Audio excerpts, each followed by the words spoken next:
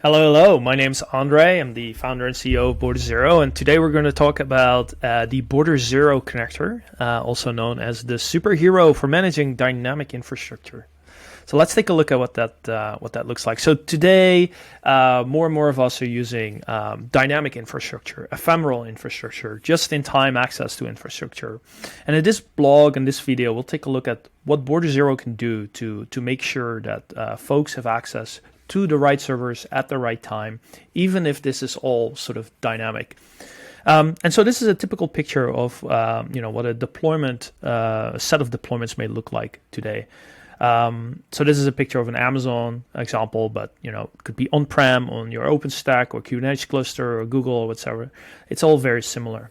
So what you're seeing here is a bunch of EC2 instances in an auto-scaling group. And so these auto-scaling group means these EC2 instances can come and go depending on the load.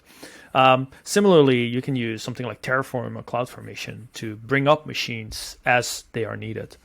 The same is true for containers, whether that's in a cloud provider container platform or in a Kubernetes environment. Containers come and go depending on new deploys or load.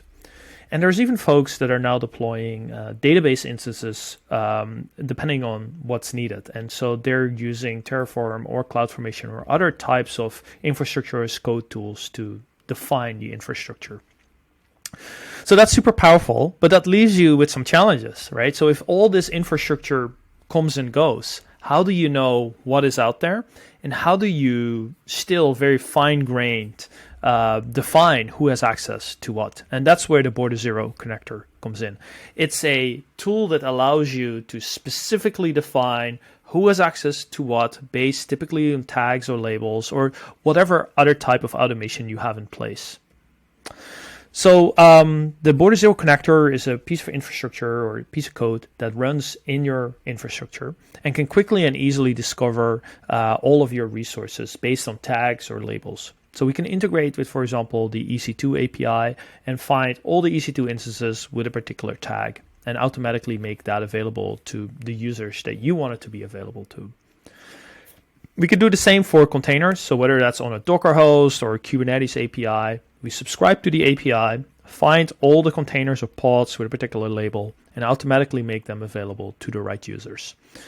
You can also just statically define a set of resources if it's statically, or you can use the network discovery plugin where we can scan for, say, port 22 SSH servers or port 8443 HTTP servers or database servers, right? So we can do all of that as well. And then finally, there's integration with AWS Secrets Manager. Sometimes you need to define certain parameters, such as upstream credentials, and so we can integrate with all of that as well. So let's take a look at what that looks like in the real world, right? So this recording comes as part of a demo or a blog. You can check it out at border0.com/blog. Here we go. And what we're going to try and do, this is the blog, superhero for managing your dynamic infrastructure. And we're going to try and do in this demo is spin up using infrastructure as code, Terraform, this particular VPC. So this is a VPC. The VPC has a few private subnets. It has all the supporting infrastructure, internet gateway, NAT gateways. And in that VPC, we're spinning up server 0 and server 1, and they will have particular tags that our connector will match on. And we're going to SSH into these machines. We're also spinning up an RDS instance that we want to connect to. And then obviously the Border0 connector that will act as a bridge to automatically discover these resources, connect them, apply the right policy, and make them available. Now notice how I said that this is a private VPC. So that means that it's isolated from the internet. Nobody can really connect to it. So it's great, can be picked up by scanners, can be brute forced, and everybody who connects to it should be fully authenticated and authorized. So we use Border0 here to, even though it's isolated, still give it the feeling as if it's directly accessible from the internet from a user perspective, but gives you that sense of security that you know exactly who is connecting to what. Now, you can follow along here as well. You can see this here. Try it yourself. So all of this is available on GitHub here. Click on this link. What you'll see is this page. It has the same picture and sort of the right instructions to bring up this environment. Now, what you really need to do is just execute these commands. So a login, Terraform init, Terraform apply. I already did that, as you can see here. And then the infrastructure is picked up and created. So what you can see here is I have this RDS instance. You can see here is also the servers, and these servers have Border0 tags associated with them. Some metadata that gives us hints around who should have access to this and what policies should be applied. So with that, this is all set up, all run using Terraform. And now as a user, as an end user, I should have access to that. So let me pull this up. So this is the desktop app. It allows me to easily discover what I have access to. So I can connect to it from here. Or I can use the CLI client. So as you can see here, let's say we type in Border0 client SSH. So this shows me the SSH servers I have access to. So let's connect to server 01. There we go. And you can see, I can just execute commands, all that kind of stuff. So what I did here is cat this file, the authorized keys command file, because this is normally where your SSH key would be in. And as you noticed, I was not asked for a password, and there is no SSH public keys on the system. So that means that, how did I log in? Well, all of this happened used signed certificates, essentially. So there are no secrets that I need to know or that really exist on this machine. All of that's done on the fly dynamically using policies and signed certificates. So let me log in. So run some more commands. We can run top. Yeah, this is great. So this works, right? Now, the other thing we could do is try and connect to any of the databases. So again, we have an RDS instance run in that private VPC, and I can see I have access to that. So let's see, maybe I'll use MySQL, CLI client, and let's use the MySQL database, maybe check what tables are out there, and then I'll just run select star from users a few times. Great, so this worked all great. Keep in mind, this is all running in a private VPC, but to me it feels as if it's running on my laptop or somewhere in the lab, maybe in the same network that I'm in, but it's not. It's running somewhere in an Amazon environment, but I didn't have to fiddle with VPNs. I didn't have to know any credentials. All of this stuff just worked seamlessly. So what does this look like from the administrator perspective? Well, let's take a look at the session logs.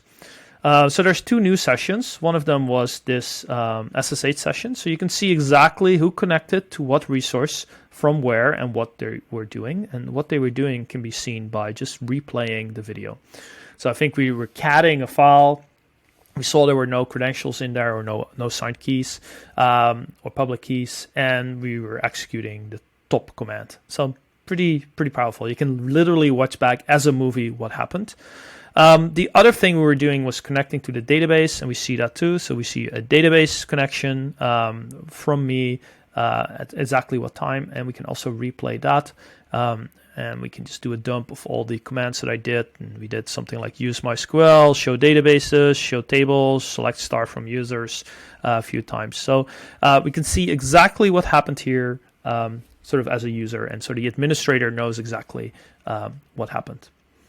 So let's go back here. We did the demo. What did we see? Well, we saw how we were able to make resources available just in time to the right folks based on labels and tags, right? So I didn't have to create what we call sockets or services. All of this stuff was done automatically by the connector and automatically made available through the connector.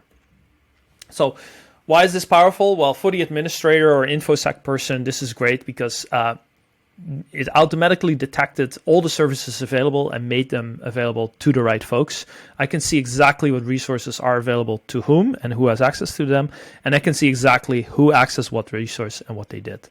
And so the typical question for this persona is, what resources are out there? Who has access to what?